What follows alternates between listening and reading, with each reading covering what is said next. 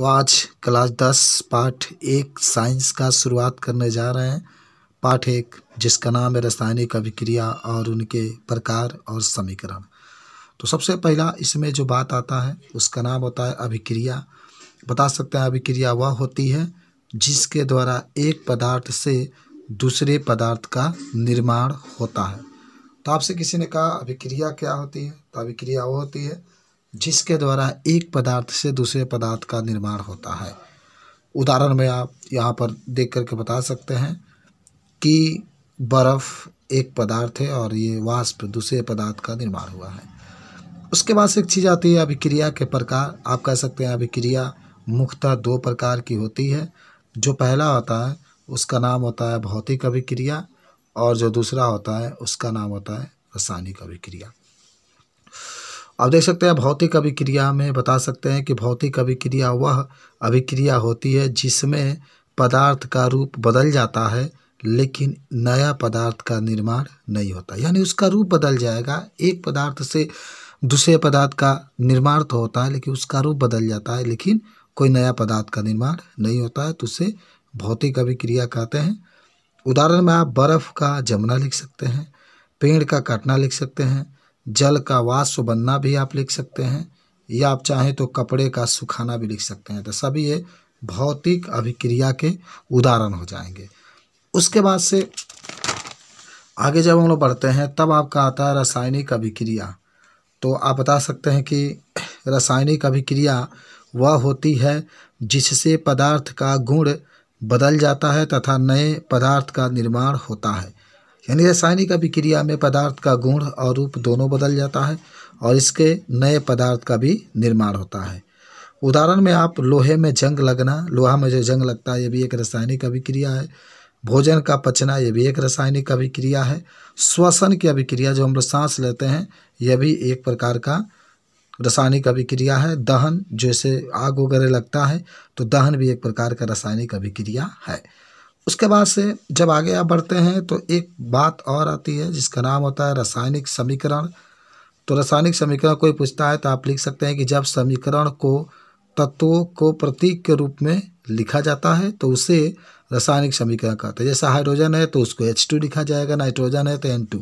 यानी कोई भी रासायनिक अभिक्रिया में जो तत्व होता है जब उसको प्रतीक के रूप में लिखते हैं तो उसे रासायनिक समीकरण कहते हैं। उदाहरण के लिए हाइड्रोजन प्लस ऑक्सीजन है तो जल का निर्माण हुआ, सोडियम प्लस जल है तो सोडियम हाइड्रोक्साइड और हाइड्रोजन का निर्माण होता है।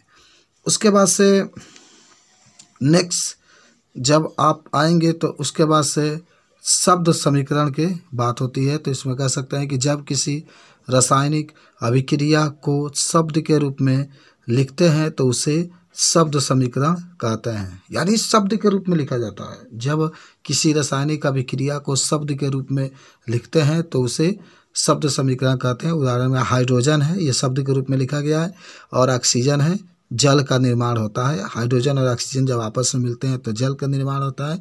यह भी एक प्रकार का शब्द समीकरण होता है।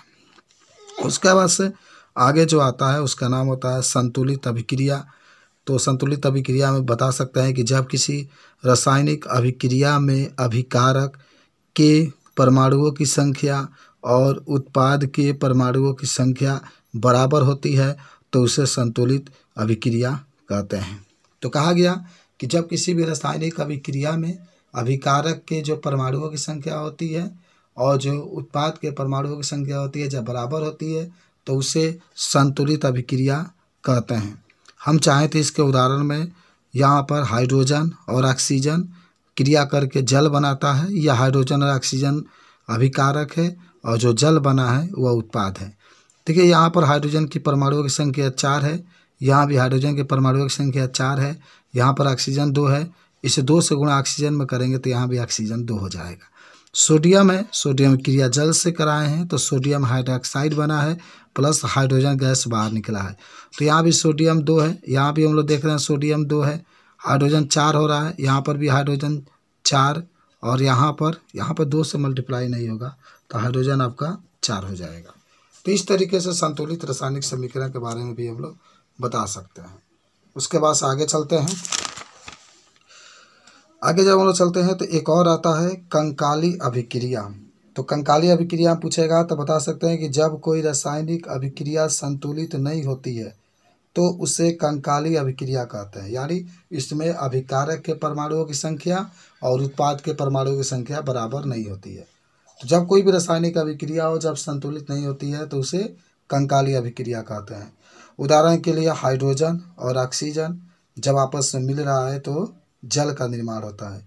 दूसरा में आप सोडियम ले सकते हैं, जल ले सकते हैं, तो सोडियम हाइड्रोक्साइड का निर्माण हो रहा है और हाइड्रोजन गैस का निर्माण होता है। तो इसे हम लोग कंकाली अभिक्रिया कहते हैं। उसके बाद से कंकाली के बाद जो आगे चीज आता है उसका नाम होता है संतुलित रासायनिक अभिक्रिया के महत्व।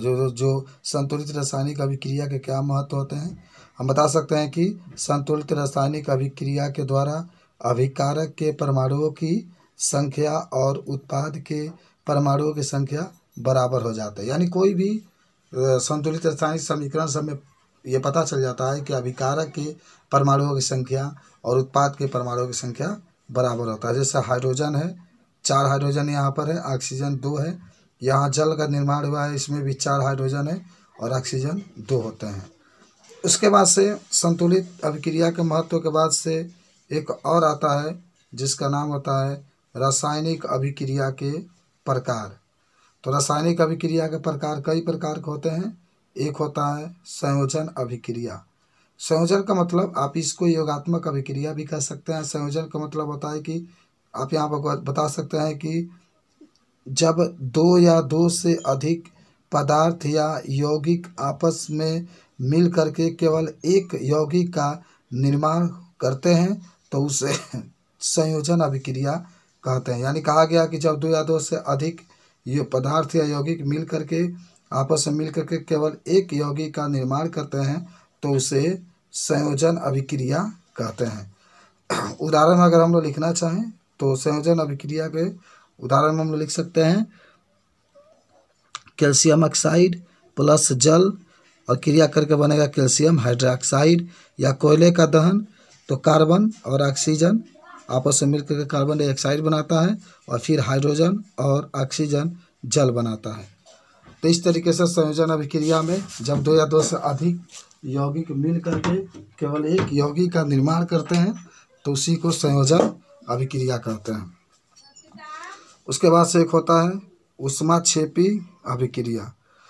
तो बता सकते हैं कि जब किसी रासायनिक अभिक्रिया में ऊष्मा बाहर निकलता है तो उसे ऊष्माक्षेपी अभिक्रिया कहते हैं। जब किसी रासायनिक अभिक्रिया में ऊष्मा बाहर निकलता है तो उससे ऊष्माक्षेपी अभिक्रिया कहते हैं। उदाहरण में मीथेन लिख सकते हैं CH4 और फिर ऑक्सीजन जब ये क्रिया करता है तो कार्बन डाइऑक्साइड जल और ऊर्जा बाहर निकलता है। तो जब किसी रासायनिक अभिक्रिया में ऊष्मा बाहर निकलता है तो उसे ऊष्माक्षेपी अभिक्रिया कहते हैं। उसके बाद से आगे जब हम लोग बढ़ते हैं तो एक और चीज़ आता है ऊष्माशोषी अभिक्रिया। तो ऊष्माशोषी अभिक्रिया में कि जब किसी रासायनिक अभिक्रिया में ऊष्मा ग्रहण की जाती है या अवशोषित होती है तो उसे ऊष्माशोषी अभिक्रिया कहते हैं। उदाहरण के लिए किसी गर्म वस्तु को मुख में रखते हैं, जब किसी गर्म वस्तु को हम लोग मुख में रखते हैं तो वह वस्तु को ठंडा कर देती है, ऊष्मा अपने तरफ खींचती है, तो उससे ऊष्माशोषी अभिक्रिया कहते हैं। उसके बाद से सेकेंड आता है वियोजन या अपघटन अभिक्रिया। वियोजन या अपघटन अभिक्रिया तो जब कोई एक यौगिक ऊष्मा या ताप के द्वारा कई भागों में टूट जाता है तो उसे वियोजन या अपघटन अभिक्रिया कहते हैं। यानी जब कोई यौगिक ऊष्मा या ताप पा करके कई भागों में टूट जाता है तो उसे वियोजन अभिक्रिया कहते हैं। उदाहरण में हम लोग लिख सकते हैं FeSO4 ऊष्मा पा करके, देखिए फेरस सल्फेट है, ये फेरस ऑक्साइड में टूट गया है प्लस सल्फर डाइऑक्साइड और सल्फर ट्राइऑक्साइड में। उसके बाद से तो वियोजन का मतलब होता है एक यौगिक को कई भागों में टूटता। उसके बाद से एक चीज़ आता है जिसका नाम होता है वियोजन अभिक्रिया के प्रकार। तो वियोजन अभिक्रिया 3 प्रकार के होते हैं, जिसमें सबसे पहला जो आता है उसका नाम होता है ऊष्मीय वियोजन अभिक्रिया। तो जब कोई जब कोई केवल एक यौगिक ऊष्मा पा करके कई भागों में टूट जाता है तो उसे ऊष्मीय वियोजन अभिक्रिया कहते हैं। तो कहा गया कि जब कोई एक यौगिक ऊष्मा पा करके कई भागों में टूट जाता है तो उसे ऊष्मीय वियोजन अभिक्रिया कहते हैं। जैसे यहाँ पर उदाहरण हम लोग बता सकते हैं, FeSO4 यानी फेरस सल्फेट ऊष्मा पा करके Fe2O3 में यानी फेरस ऑक्साइड में, SO2 सल्फर डाइऑक्साइड में और SO3 सल्फर डाइऑक्साइड में टूट जाता है। तो यही है उसमें वियोजन का उदाहरण।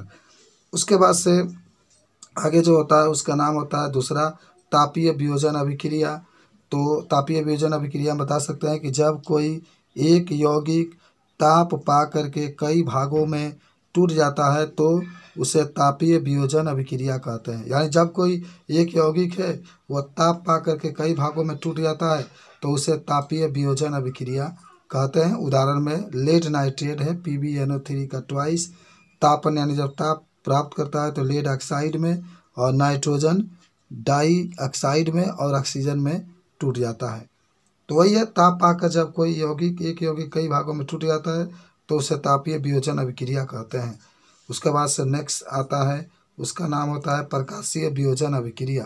तो कह सकते हैं कि जब किसी रासायनिक अभिक्रिया में केवल एक यौगिक हो और वह सूर्य के प्रकाश की उपस्थिति में कई भागों में टूट जाता है तो उसे ऊष्मीय वियोजन अभिक्रिया कहते हैं। यानी जब कोई यौगिक सूर्य के प्रकाश की उपस्थिति में कई भागों में टूट जाता है तो उसे ऊष्मीय वियोजन अभिक्रिया कहते हैं। इसके उदाहरण हम लोग लिख सकते हैं। ऊष्मीय वियोजन की अभिक्रिया में सिल्वर क्लोराइड है, यह सूर्य के प्रकाश की उपस्थिति में सिल्वर में और क्लोरीन में टूट गया है। तो इस तरीके से अब आगे जब हम लोग बढ़ते हैं तो आता है एक अभिक्रिया जिसका नाम होता है विस्थापन अभिक्रिया। तो बता सकते हैं कि जब किसी रासायनिक अभिक्रिया में एक क्रियाशील तत्व या यौगिक के एक तत्व को हटा करके उसके जगह पर स्वयं आ जाता है तो उसे विस्थापन अभिक्रिया कहते हैं। यानी एक तत्व होगा, एक यौगिक होगा, जो यौगिक के तत्व होंगे कम क्रियाशील होंगे और जो तत्व होगा उस यौगिक के तत्व को हटाकर स्वयं उसके जगह पर चला जाता है तो इसे विस्थापन अभिक्रिया कहते हैं। जैसे आप उदाहरण में यहाँ पर लिखना चाहते हैं तो लिख सकते हैं, जैसे लोहा है Fe और ये कापर सल्फेट है। तो कापर कम क्रियाशील है, लोहा अधिक क्रियाशील है, तो लोहा कापर सल्फेट से क्रिया करके कापर को हटा करके फेरस सल्फेट और कापर का निर्माण कर देता है। उसके बाद से आगे जब हम लोग चलते हैं तो द्विविस्थापन अभिक्रिया आता है। तो बता सकते हैं कि वे अभिक्रिया जिनमें अभिकारकों के बीच आयनों का आदान प्रदान होता है तो उसे द्विविस्थापन अभिक्रिया कहते हैं। जो आयन होते हैं, धनायन जो होते हैं, जब उनका आदान प्रदान होता है यानी दो यौगिक इसमें रहेंगे। इसके पहले वाले में एक तत्व था, एक यौगिक था, इसमें दो यौगिक होते हैं और दोनों यौगिक के जो आयन होते हैं आपस में आदान प्रदान करते हैं तो उसे द्विविस्थापन अभिक्रिया कहते हैं। जैसे sodium sulphate plus barium chloride क्रिया करता है तो बेरियम सल्फेट और सोडियम क्लोराइड, यानी जो सोडियम था वो क्लोरीन के साथ आ गया, जो बेरियम है वो सल्फेट के साथ आ गया। तो इस तरीके से द्विविस्थापन अभिक्रिया भी बता देंगे हम लोग। उसके बाद से नेक्स्ट आता है जिसका नाम होता है उपचयन अभिक्रिया। तो इसमें ही बता सकते हैं कि जब किसी रासायनिक अभिक्रिया में किसी तत्व के साथ ऑक्सीजन जुड़ जाता है तो उसे उपचयन अभिक्रिया कहते हैं। बहुत सिंपल है, यानी जब किसी रासायनिक अभिक्रिया में किसी तत्व के साथ ऑक्सीजन जुड़ जाता है तो उसे उपचयन अभिक्रिया कहते हैं। हम लोग उदाहरण में चाहें तो लिख सकते हैं। यहाँ पर देखिए कापर है, कापर से कैल्शियम है, कापर है, कापर से ऑक्सीजन क्रिया किया है तो कापर ऑक्साइड बना है। इस कापर के साथ ऑक्सीजन जुड़ गया है तो इसे हम लोग उपचयन अभिक्रिया कहेंगे। ये यहाँ पर भी आप देख रहे हैं कापर है, जल है और इससे क्रिया करने के बाद कापर ऑक्साइड हाइड्रोजन बाहर निकला है, मैग्नीशियम ऑक्साइड है, ऑक्सीजन है तो मैग्नीशियम ऑक्साइड बना है। तो जितने भी एग्जाम्पल है सबके साथ ऑक्सीजन जुड़ रहा है तो ये आपका एक प्रकार का उपचयन अभिक्रिया होगा। उसके बाद से एक और नया टॉपिक आता है अपचयन अभिक्रिया। तो हम लोग कह सकते हैं जब किसी रासायनिक अभिक्रिया में किसी यौगिक से ऑक्सीजन बाहर निकलता है तो उससे अपचयन अभिक्रिया कहा जाता है। यानी जब कोई यौगिक हो और इस यौगिक से जब कोई तत्व बाहर निकलता है तो उसे अपचयन अभिक्रिया कहते हैं। उदाहरण में कापर ऑक्साइड है प्लस हाइड्रोजन है, यहाँ से देखिए ऑक्सीजन आपका बाहर निकल गया है, कॉपर से ऑक्सीजन बाहर निकल गया है, तो इसे हम लोग अपचयन अभिक्रिया कहेंगे। उसके बाद से आगे जब बढ़ते हैं तो अपचयन के बाद से आता है आपका एक और, जिसका नाम होता है रेडॉक्स अभिक्रिया या रेडॉक्स अभिक्रिया, या इसी को हम लोग उपचयन अपचयन अभिक्रिया कहते हैं।